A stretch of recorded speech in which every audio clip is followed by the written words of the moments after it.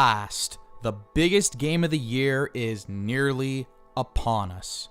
Red Dead Daily, the final month, is a daily video series covering damn near everything we know about Red Dead Redemption 2 as we enter the final month before launch day. The new info drops will be fast and furious as we enter this final stretch, but there's no need to fear. Every day, I will break down a new piece of information relating to the game in an easily digestible video, because we need to make damn sure that all of us are ready and hyped for October 26th. Without wasting any more time, let's get started. Today, we are talking about first-person mode. The mode was finally confirmed for Red Dead 2 over the last week, after a number of journalists and influencers were able to play the first 2 hours of the game. Some people love this perspective in Rockstar open world games, others hate it. Personally, I think first person is pretty awesome, and I'm going to tell you why. Maybe if you aren't a fan, you'll become one after this video. Now, I'll be completely honest, when first person mode was added to the HD re-release of GTA 5, I was skeptical. I mean, I saw some people just losing their minds over it. They were so happy, they were excited, but I was like, I don't know. I felt like these games should be in third person. That's just the way it should be. They've worked that way forever. They're perfect that way. That's how it's gotta be. Clearly, this is just a gimmick to get people to double dip on the game. But then I gave it a shot, and I loved it. As crazy as it might sound, playing GTA 5 in first person, and this is after playing like hundreds of hours in third person, it felt like a completely different game. The pace quickens, your field of view gets smaller, and it's just a ton of fun.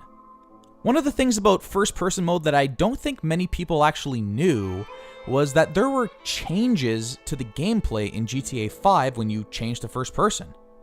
You actually ran faster in first person, and for some reason you climbed up ladders slower. I always figured that may have had something to do with motion sickness, maybe? Either way, once I became aware of these changes, it inspired me to try and tackle certain missions in a different way. Since you're moving faster, sometimes you could actually sprint past enemies and trigger the next part of the mission before anyone could even shoot you. As someone who has done speedruns of GTA 5, this little trick was extremely useful. Going back and tackling missions in different ways has always been one of my favorite things about GTA and Red Dead, and this first-person mode allowed for even more variety and fun. While I haven't heard any specifics about Red Dead 2 and whether you move faster in first person or not, I'm still very much looking forward to giving it a shot. Now, another important thing to consider here is that this will be the first time a Rockstar open world game has been developed with first person mode in mind. Like I said, it was added later in GTA 5. Combine that with the fact that Red Dead 2 is on the PS4 and Xbox One, and we all know Rockstar is going to squeeze every bit of juice it can out of that hardware and fill that world to the brim with secrets. I think first-person mode will allow us to see a level of detail in these various environments that is simply missed with the zoomed-out third-person camera.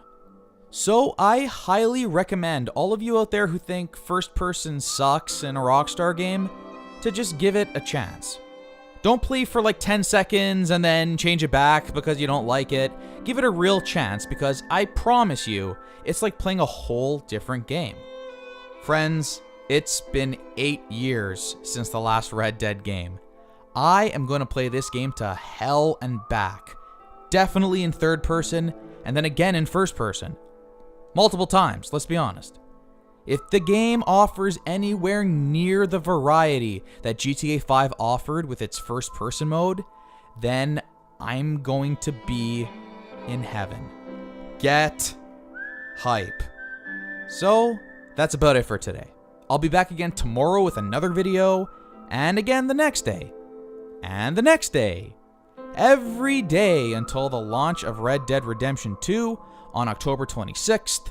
I'll keep picking through these new previews and giving my thoughts on what stands out to me and what gets me excited for this game. And I hope it gets you excited too.